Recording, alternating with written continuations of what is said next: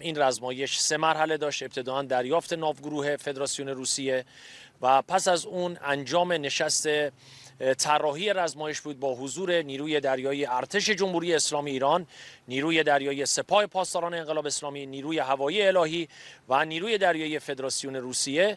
طراحی رزمایش انجام شد و از دیروز یگانهای سازمان رزم به مأموریت خودشون رفتن.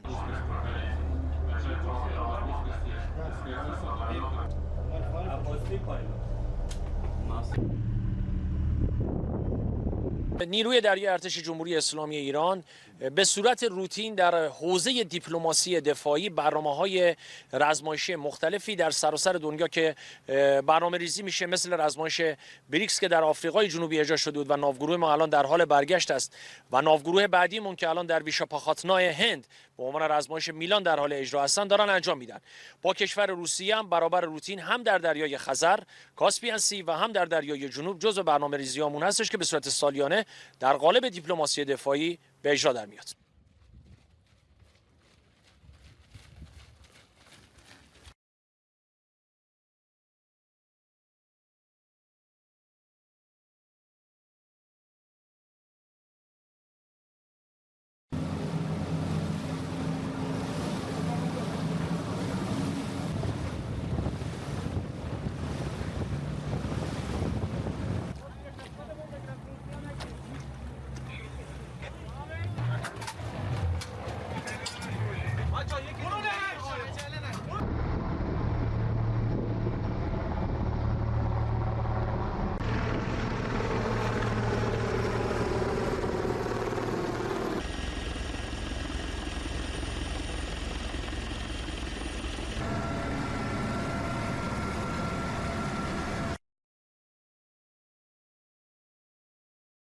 And you can be very proud of yourselves. It was a beautiful thing to see. Thank you.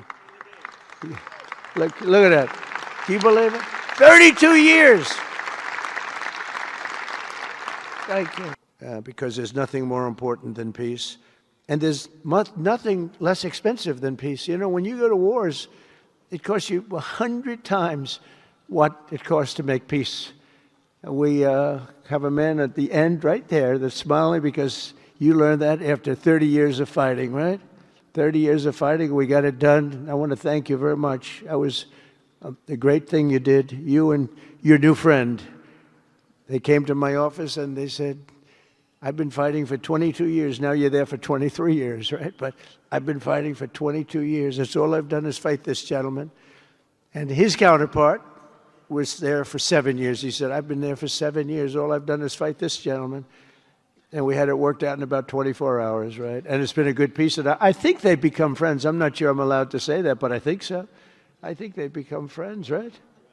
Right. Great. Stand up. Stand up. These are two tough cookies, too. You think that was easy? It wasn't easy. These are two tough people, good people, but tough people. But, you know, we're in the Oval Office, and we were getting near, but the one was at one side of the room. I have two chairs right in front of the desk, the beautiful, resolute desk. One's over here. One's on the other side of the room. I said, fellas, could you get a little closer? Well, I don't know. They felt very uncomfortable. You know, they've been killing each other for 32 years. So I say, can you get a little closer? After 1 hour, they were right next to each other. We made a deal. They hugged. They signed. And we had peace with two very important countries, and I'll never forget it. So they started off a little weak, and they ended up really strong. And you can be very proud of yourselves. It was a beautiful thing to see. Thank you. Look at that. Can you believe it? 32 years. Thank you. Thank you very much.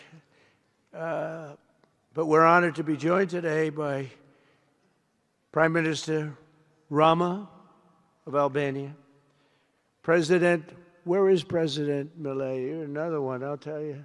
Where is President? I endorsed him. I'm not supposed to be endorsing people, but I endorse, when I like people, you know, I've had a very good record of endorsing candidates within the United States. But now I endorse foreign leaders, including Viktor Orban, who's here, and others. And I endorsed this gentleman, Millet. He was a little behind in the polls. He ended up winning in a landslide. I just endorsed the Prime Minister of Japan. She was in a tight race, but was probably going to win, and she won in the largest number in the history of Japan. So she likes me a lot. But it was an honor, and you're doing great. Oh, look, they're sitting right next, Victor. But ultimately, I think I'm going to end up endorsing. Hey, look, as long as it works, it's okay with me. But the endorsement seems to be working in foreign countries, too, so that's good. But nice to have you both. Victor, nice to have you both. Very proud of you. The Prime Minister of another, really just a great guy, Pashinyan of Armenia. Aliyev of Azerbaijan. I love saying that name now, you know. At the beginning, it was giving me a hard time. Now I love saying it. It's a beautiful name. I love it. His Majesty King Hamad bin Isa Al Khalifa of Bahrain. Bahrain.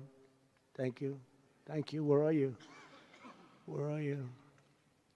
He's so rich, he can sit there. He can sit wherever the hell he wants.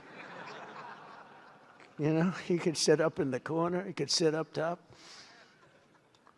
He might take a piece of this building, Marco. He'll take 25% of the building for about $6 billion. Thank you. And you've been very generous also. We appreciate it. Prime Minister Hun Manet of Cambodia. Raise your hand wherever you may be. Because, yeah, hi, how are you? Congratulations. That was another one, right? We did a good job with that one.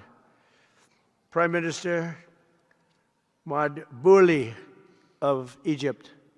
Thank you very much, and say hello to the General/President. Okay. Prime Minister Orban of Hungary, who has my complete and total endorsement for election.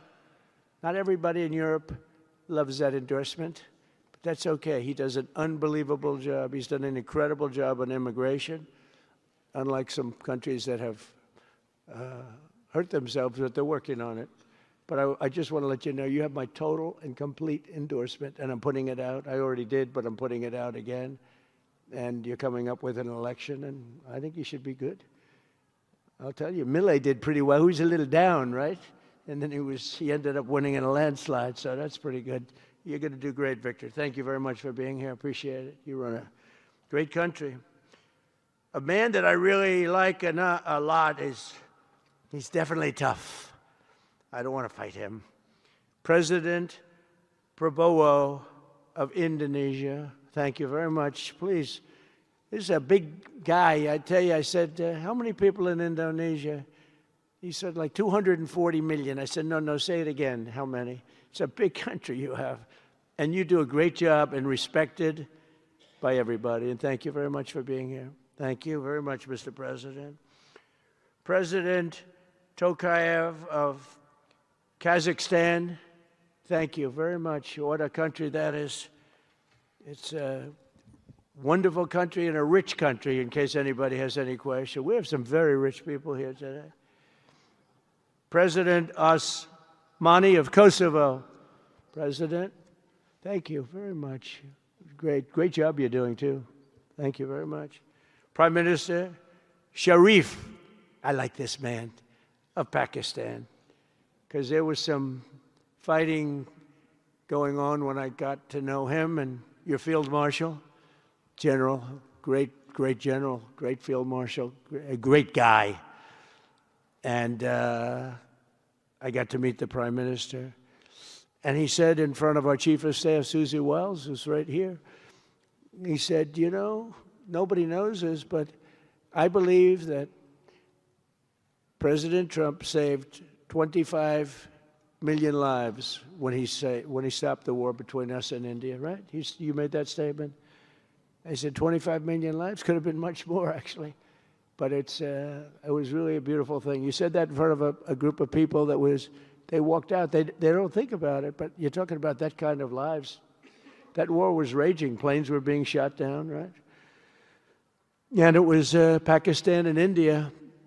And I got on the phone with both of them, and I knew them a little bit. I knew Prime Minister Modi very well, actually. But I got to know Pakistan through a little trade.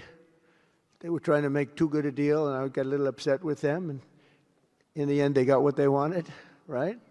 And they made a good deal. And I got to like them, the Prime Minister, the Field Marshal, who's a tough man, a tough, good fighter, right? Good, serious fighter. I like good fighters, actually. And when I heard that they were fighting, I picked up a certain newspaper. I won't tell you which one, because it's fake news generally. But I picked up this newspaper, and I saw that Pakistan and India were really going at it. And then it got worse and worse, and many planes were shot down. It was all out. And I called them, and I said, listen, I'm not doing trade deals with you two guys if you don't settle this up. They said, no, that has both of them. They didn't want to do that. I said, no, it has to. If you don't do it, I'm not doing a trade deal. We're not doing a trade deal. And they do a lot of business with the United States, and they sort of softened up all of a sudden. Then all of a sudden I read where there was a little bit of a pullback by one, then the other, and all of a sudden we worked out a deal, right? But I said, if you fight, I'm going to put 200% tariffs on each of your countries, which essentially makes you not allowed, you can't do any business. One of them, I won't say which one, said, no, you can't do that. They both wanted to fight. But when it came to money, it's not like money. When it came to losing a lot of money, they said, I guess we don't want to fight. And we solved that deal in 2-3 days, right? And we did. We said, these are two very powerful nations. These are two nuclear nations. And I don't want to say what was going to happen, but, bad things happen. So, Prime Minister, I want to thank you, because that was a very big deal. People have no idea. A lot of them say, oh, well, they weren't fighting. They were fighting. Subscribe, share, like, and comment. Subscribe, share, like, and comment. Subscribe, share, like, and comment. Subscribe, share, like, and comment. Subscribe, share, like, and comment.